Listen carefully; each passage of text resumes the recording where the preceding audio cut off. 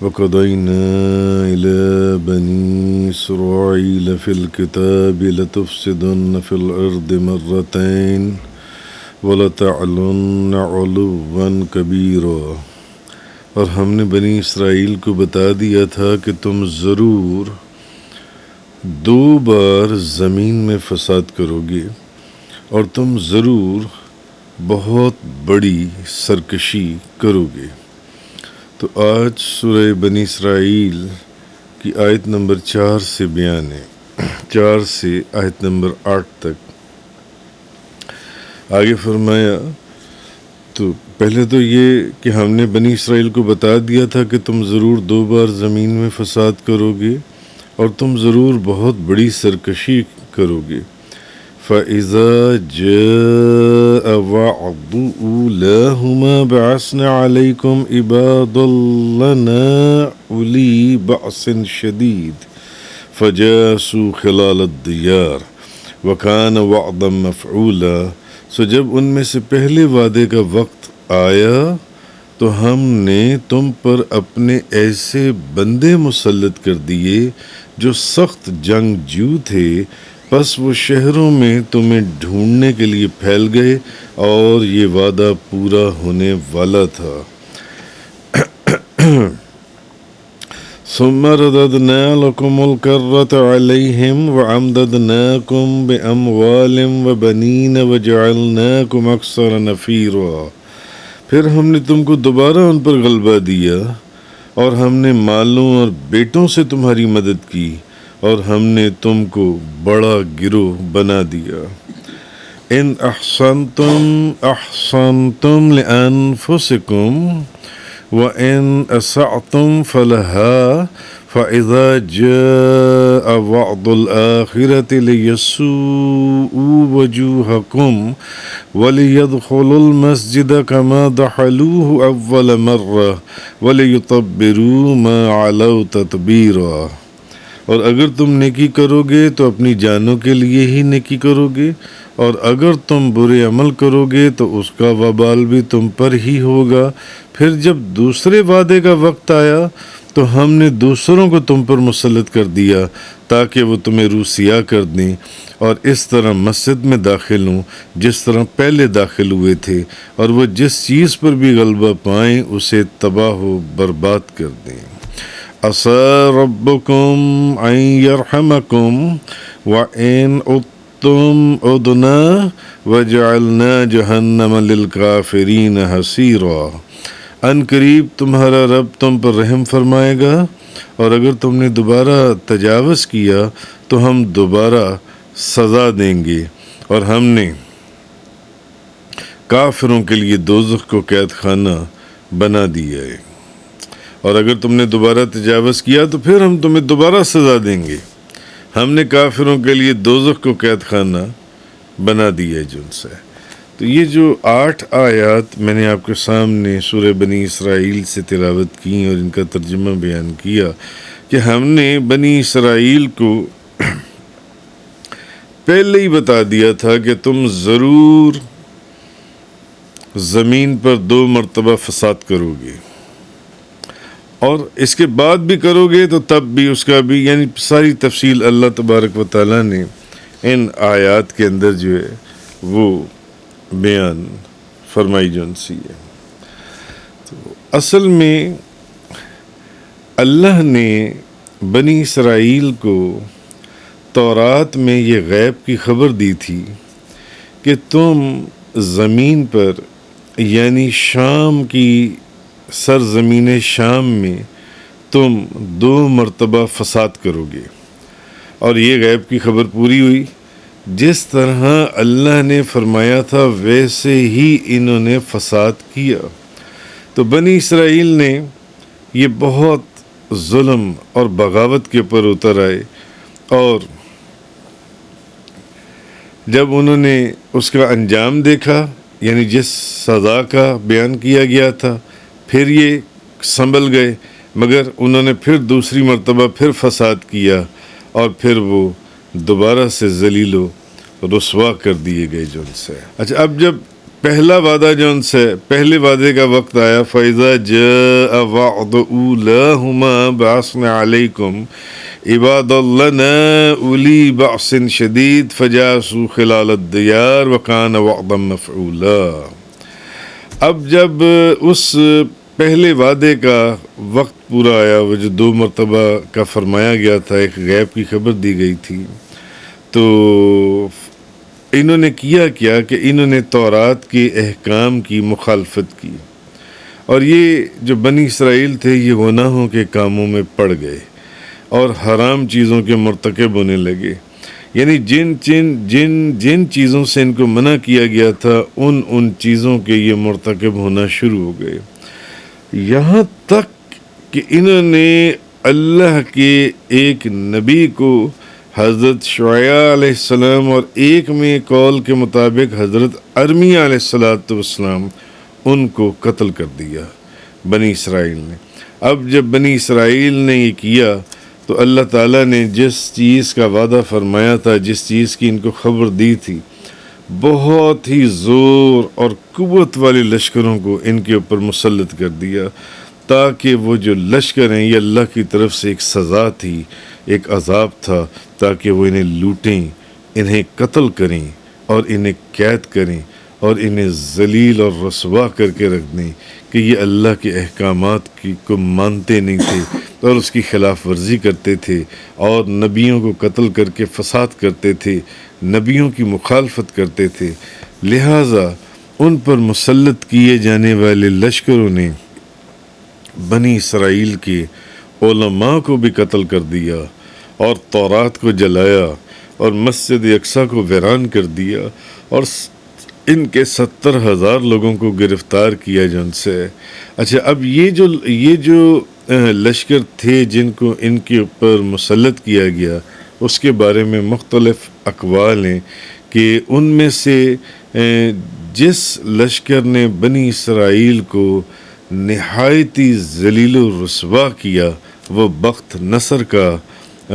لشکر تھا، جس نے ان کی اینٹ سے اینٹ بجا دی اور تہس نہس کر اللہ کا جو وعدہ تھا وہ پورا ہو گیا، کہ جو اس نے کہا تھا کہ تم 2 دفعہ فساد کرو گے اور تمہیں اس فساد کے اوپر جون سی یہ سزا دی جائے گی جون سی۔ اس بات سے ایک چیز تو ہمیں یہ پتہ چلتی ہے کہ اللہ تعالیٰ کے احکامات کے اوپر عمل نہ کرنا اور بد اعمالیوں کے اندر اگر لوگ ملوث ہو جائیں تو پھر ایسے لوگوں کے اوپر ظالم بادشاہ جون سی ہیں وہ مسلط کر دیے جاتی ہیں، ان پر ظالم بادشاہوں کا راج ہوتا ہے، اور ظالم بادشاہ جون سے جس کو رعایا کی کوئی خبر گیری یا کوئی اس کو ان کی خیر خواہی کا احساس نہیں ہوتا، یہ بھی اللہ کی طرف سے ایک عذاب کی صورت ہوتی ہے۔ حضرت عبداللہ بن عمر رضی اللہ تعالی عنہما فرماتے ہیں کہ نبی پاک صلی اللہ علیہ وسلم نے ہماری طرف توجہ فرمائی اور ارشاد فرمایا کہ اے مہاجرین، جب تم 5 کاموں میں مبتلا کر دیے جاؤ تو یعنی پھر اس وقت تمہارا کیا حال ہوگا؟ میں خدا سے پناہ مانگتا ہوں کہ تم ان 5 کاموں میں مبتلا کیے جاؤ، یعنی جو آپ نے حضرت عبداللہ بن عمر کو نبی کریم صلی اللہ علیہ وسلم نے فرمایا۔ پہلا یہ کہ جب کسی قوم میں بے حیائی کا کام اعلانیہ ہونے لگ جائے تو یہ اس کے اندر طاعون اور بیماریاں عام ہو جاتی ہیں، اور جو ایسی بیماریاں اس کے اندر ظاہر ہوتی ہیں جو بیماریاں پہلے کبھی نہیں تھیں، اور ابھی آپ دنیا کے اندر دیکھ لیں ہو کیا رہا ہے کہ ایسی بیماریاں اس میں آتی ہیں، یہ نبی کریم صلی اللہ علیہ وسلم کی حدیث میں ہے۔ دوسرا، جب لوگ ناپ تول میں کمی کرنا شروع کر دیں، یعنی چیز کو صحیح تولیں نہ، یا غلط تولیں یا غلط تلوائیں یا غلط اس کا ماپ تول کریں، تو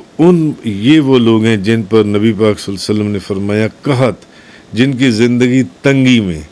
اور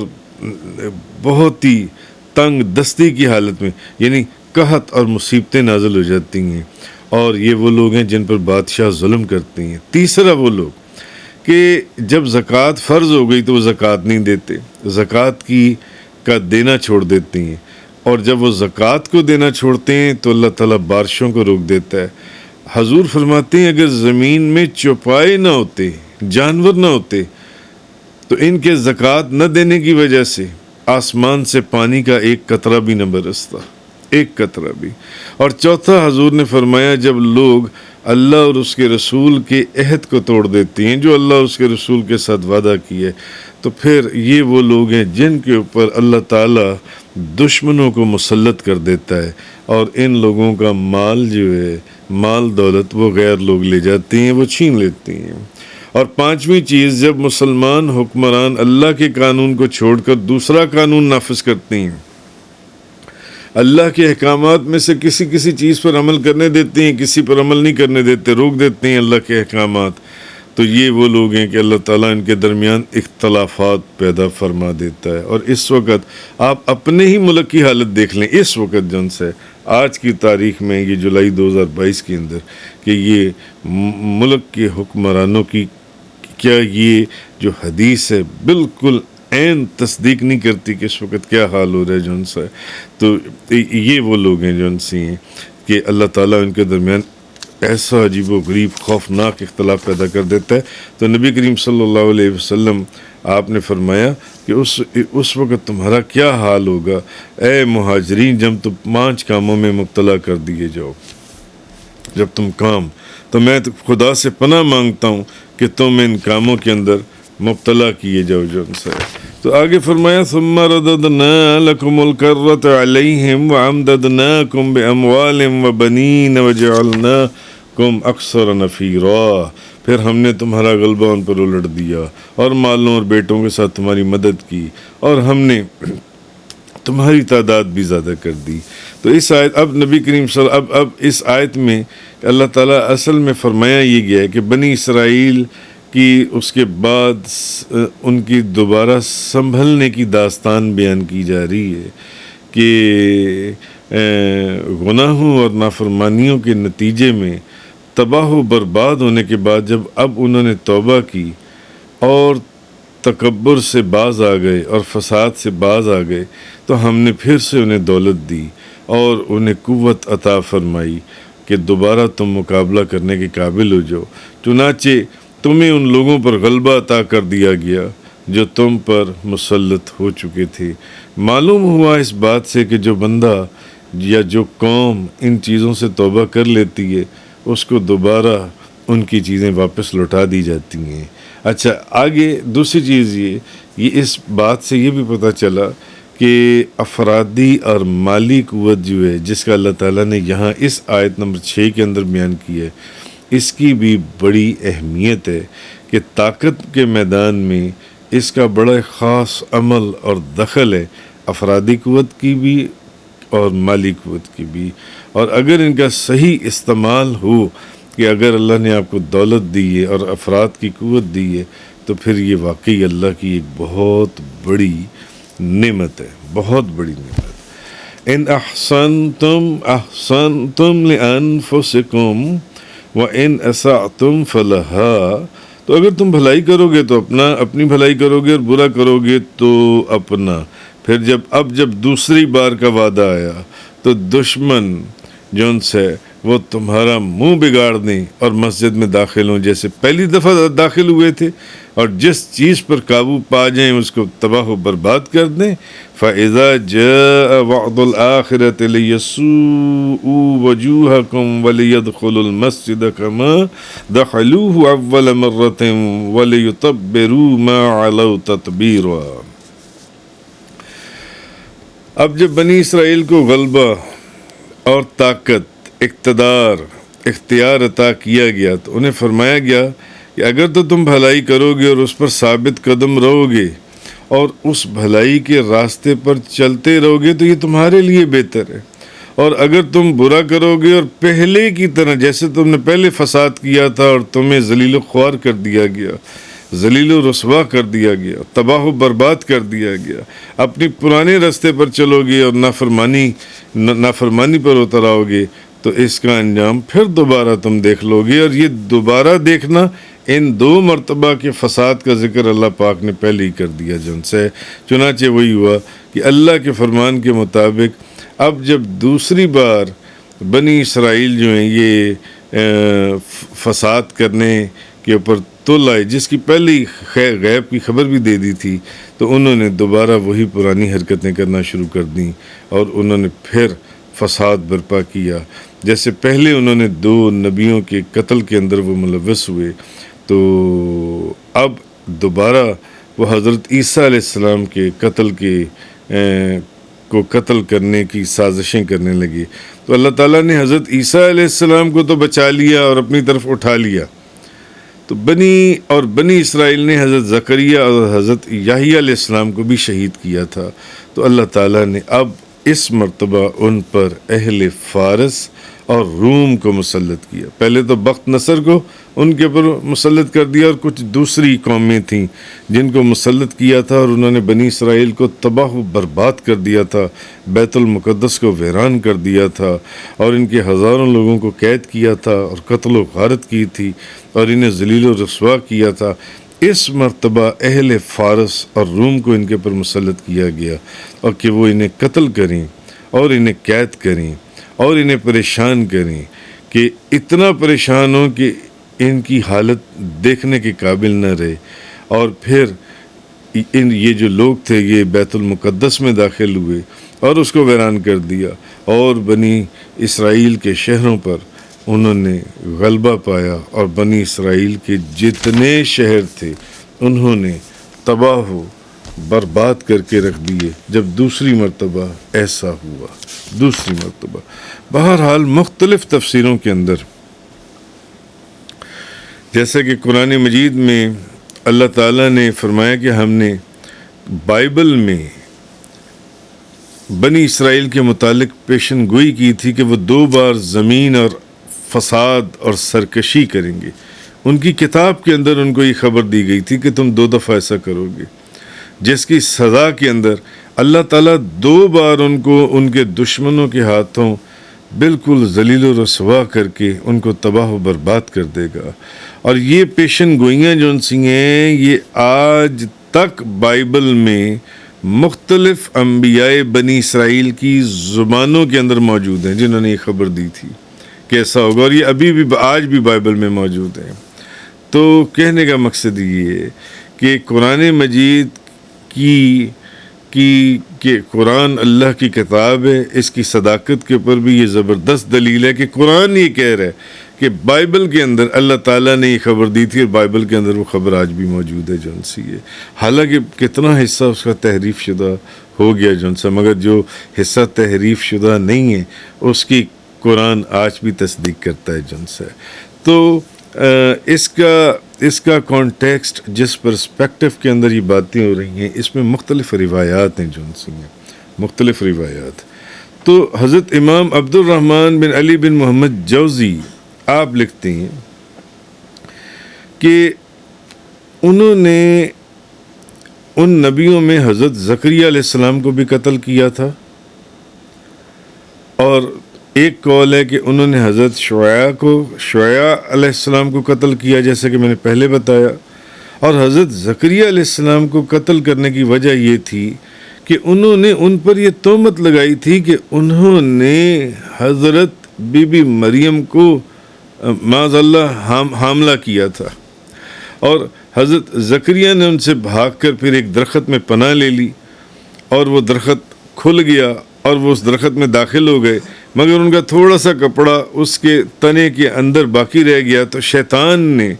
بنی اسرائیل کی رہنمائی کی اور بنی اسرائیل کو بتایا کہ یہ دیکھو یہ کپڑا نظر آ رہا ہے، وہ اس درخت کے اندر ہے جن سے۔ تو بنی اسرائیل نے آری سے اس درخت کو کاٹ دیا، اور اس طرح انہوں نے نبیوں کو جن سے حضرت شعیع علیہ السلام کو قتل کیا کہ وہ ان کو اللہ کا پیغام پہنچاتے تھے اور گناہوں سے منع کرتے تھے۔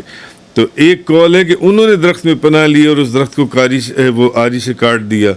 تو اور حضرت زکریا علیہ السلام جو ہیں انہوں نے طبعی موت سے، بہرحال مختلف اس میں قول تفسیروں کے اندر بیان ہوئے ہیں۔ اسی طرح انہوں نے حضرت یحییٰ بن زکریا کو بھی قتل کر دیا تھا، اور اس کی وجہ یہ تھی حضرت یحییٰ بن زکریا کو قتل کرنے کی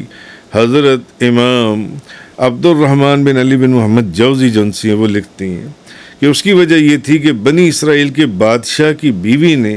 حضرت یحییٰ علیہ السلام کو دیکھا تو وہ بہت خوبصورت اور بڑا اللہ نے ان کو حسن و جمال عطا فرمایا تھا، تو اس نے ان سے کہا کہ وہ اس کی خواہش پوری کریں، یعنی اس نے برائی کی دعوت دی تو انہوں نے انکار کیا۔ تو پھر اس نے اپنی بیٹی سے کہا، اس نے کہا کہ اپنے باپ سے کہو کہ یحییٰ کا سر کاٹ کر اس کو پیش کیا جائے۔ تو اس طرح اس بادشاہ نے بیٹی کے کہنے کے اوپر اپنی بیوی کی خواہش کو پورا کرتے ہوئے، جو کہ گندگی اور برائی کی دعوت دیتی تھی حضرت یحییٰ علیہ السلام کو، اس حضرت یحییٰ علیہ السلام کو قتل کیا جو ان سے۔ اور ایک قول یہ کہ بنی اسرائیل کا جو بادشاہ ہے وہ اپنی کسی بیوی کی بیٹی پر عاشق ہو گیا اور حضرت یحییٰ سے پوچھا کہ آیا وہ اس سے نکاح کر سکتا ہے اس بیٹی سے، تو حضرت یحییٰ نے منع کیا۔ تو اس کی ماں کو جب پتہ چلا تو اس نے اپنی بیٹی کو بادشاہ کے پاس بھیجا اسی برائی کے لیے، اور جب وہ شراب پی رہا تھا تو اس نے کہا کہ جب وہ تمہارے پاس آئے، جو کہ اس کی اس فلاں جس بیوی کی بھی بیٹی تھی جو ان سی ہے، تو جب وہ تمہارے پاس آئے اور تم سے اپنی خواہش پوری کرنا چاہے تو تم وہاں پر اس کے سامنے یہ شرط رکھنا کہ مجھے یحییٰ بن زکریا کا سر کاٹ کر دو، تب میں تمہیں تمہاری خواہش پوری کرنے دوں گی۔ تو بہرحال اس طرح حضرت یحییٰ کو قتل کیا گیا، اور سیرت کی کتابوں میں لکھا ہوا ہے کہ حضرت یحییٰ کا خون مسلسل بہتا رہا، ان کے قتل کے بعد بھی ان کا خون بہتا رہا، اور ان کا خون نکلتا رہا ان کے جسم سے، حتیٰ کہ ان کے خون کے نکلنے کے دوران 70,000 اسرائیلی قتل کر دیے گئے۔ پھر ان کا خون ٹھنڈا ہوا، اور ایک قول یہ ہے کہ ان کا خون تب بھی نہیں رکتا تھا، یہاں تک کہ جنہوں نے قتل کیا تھا ان 70,000 لوگوں کو، اس نے کہا کہ میں نے اس کو قتل کیا کہ اور اس کو قتل کیا گیا، پھر وہ خون رک گیا۔ جس نے قتل کیا تھا جب اس نے کہا کہ میں نے ان کو قتل کیا، تب ان کا خون جو ان سے رکا ہے۔ اور قاضی عبداللہ بن عمر بیضاوی تفسیر بیضاوی کے اندر ہے کہ یہودیوں کی سرکشی کی وجہ سے اللہ تعالیٰ نے پہلی بار ان پر بابل کا بادشاہ بخت نصر، جس کو میں پیچھے بیان کر رہا ہوں، اس کو مسلط کیا، اور ایک قول میں ہے کہ بخت نصر کو نہیں جالوت کو مسلط کیا، اور اس نے وہاں قتل و غارت گری کا بازار گرم کیا اور ان کے ہزاروں لوگوں کو قتل کیا، بچوں کو غلام بنایا، بیت المقدس کو ویران کر دیا۔ اور پھر ان کی توبہ کی وجہ سے جب بنی اسرائیل نے توبہ کی، تب حضرت داؤد اور طالوت کے ذریعے ان کو نجات دی گئی ان کی تکلیف اور مصیبت سے۔ لیکن چونکہ انہوں نے دوبارہ فساد کرنا تھا، جس کا ذکر پہلے ہی ہو چکا ہوا تھا بائبل کے اندر، تو انہوں نے دوبارہ فساد کیا۔ تو اب اس مرتبہ اللہ تعالیٰ نے اہل فارس کے مجوسیوں کو ان کے اوپر مسلط کر دیا۔ تو جب ان کا لشکر یہودیوں کی قربان گاہ تک پہنچا تو انہوں نے دیکھا کہ یہاں تو مسلسل خون جوش سے ابل رہا ہے، تو انہوں نے یہودیوں سے پوچھا، انہوں نے کہا یہ کیسا خون ہے؟ یہودیوں نے کہا ہماری کوئی قربانی تھی جو قبول نہیں ہوئی، یہ اس قربانی کا خون بہہ ہے۔ اس لشکر کا جو امیر تھا، جو اہل فارس یا جو بھی جہاں سے آیا تھا، اس نے کہا تم جھوٹ بول رہے ہو، تو اس نے 70,000 یہودیوں کو اور قتل کر دیا، اور وہ خون مسلسل بہتا رہا۔ اب اس امیر لشکر نے اس نے کہا سچ بتاؤ، ورنہ میں تمہارا بنی اسرائیل میں سے ایک بندہ بھی زندہ نہیں چھوڑوں گا۔ تب انہوں نے کہا کہ یہ جو خون ابل رہا ہے یہ حضرت یحییٰ علیہ السلام کو قتل کیا گیا تھا، یہ ان کا خون ہے۔ تو پھر اس نے کہا کہ اسی وجہ سے اللہ تم سے انتقام لے رہا ہے، اس شخص نے جس نے ان کو تباہ کیا تھا۔ پھر اس نے کہا اے یحییٰ، اس نے پکارا، اس نے کہا اے یحییٰ، میرے اور تمہارے رب نے جان لیا کہ تمہاری وجہ سے تمہاری قوم پر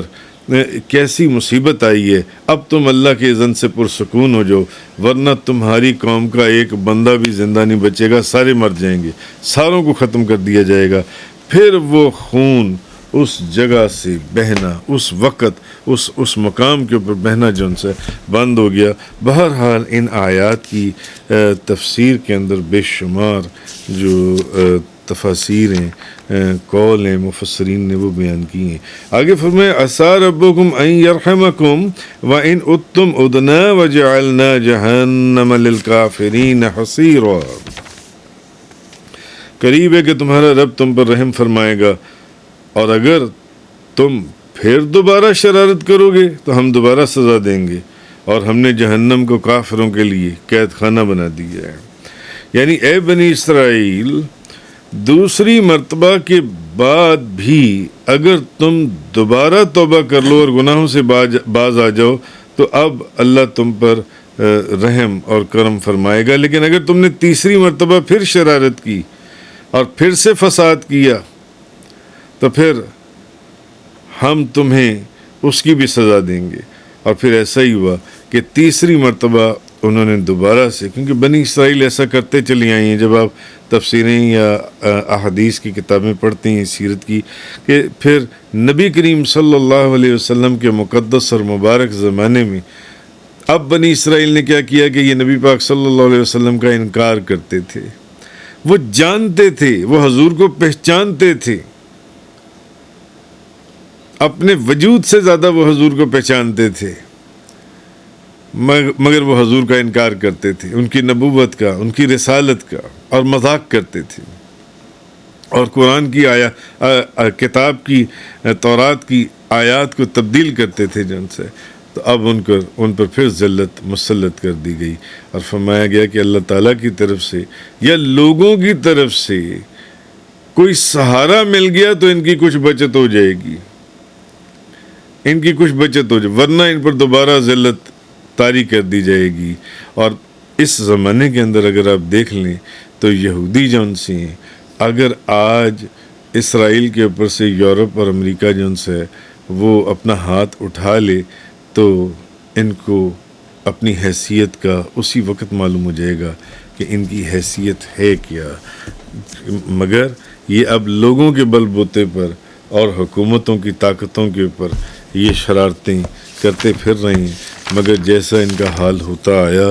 ویسا ہی حال ان کا دوبارہ ہوگا۔ تو یہ سورہ بنی اسرائیل کی آیت نمبر 4 سے آیت نمبر 8 تک اس